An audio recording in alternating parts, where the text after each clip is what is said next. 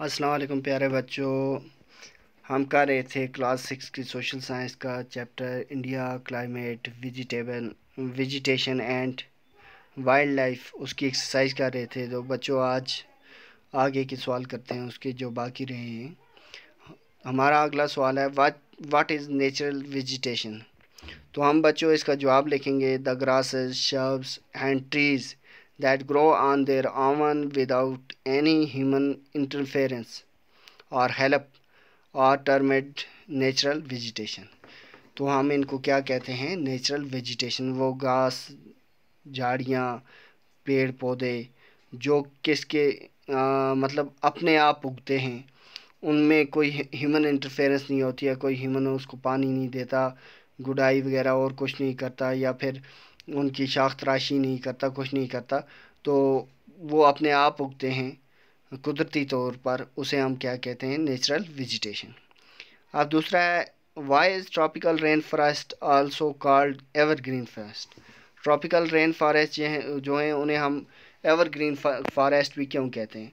तो इसका जवाब लिखना है हमने बच्चों। Tropical rain forest always appears green and therefore is called evergreen forest. तो ये हमेशा क्या रहते हैं? ट्रॉपिकल के जो फॉरेस्ट हैं, जो जंगल हैं, ये हमेशा क्या रहते हैं? साल भर हरे भरे रहते हैं। इसीलिए हम इनको क्या कहते हैं? एवरग्रीन फॉरेस्ट, क्योंकि ये पूरा साल क्या रहते हैं? हरे भरे रहते हैं। अब अगला सवाल बच्चों, अगला सवाल है हमारा कि हमें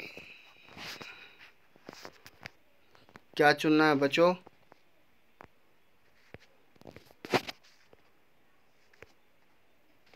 अब हमें बच्चों आगे टिक द करेक्ट आंसर, हमें करेक्ट आंसर को टिक करनी है। पहला है the world's highest rainfall occurs in किस किस में? मुंबई में, असनाल या मिज़ोरम।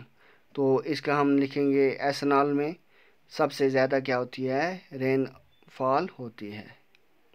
दूसरा है wild goats and snow leopards are found in. Snow leopards और गोट्स जो हैं, वाइल्ड गोट्स, ये कहाँ पाई जाती हैं? पहला है हिमालयन रीजन, पेनिनसुलर रीजन, और गिर फॉरेस्ट, ये कहाँ पाई जाती हैं? हिमालयन रीजन में। अब तीसरा सवाल है बच्चों mangrove forest can thrive in, ये किस में? तो इसका saline water, fresh water, polluted water. तो हम इसको क्या लिखेंगे?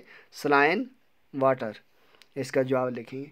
तो बच्चों हमारा ये अब इतनी एक्सरसाइज का कुछ हिस्सा हो गया। अभी भी कुछ बहुत सारा हिस्सा बाकी है, वो हम नेक्स्ट वीडियो में करेंगे। तब तक के लिए अल्लाह हाफिज़।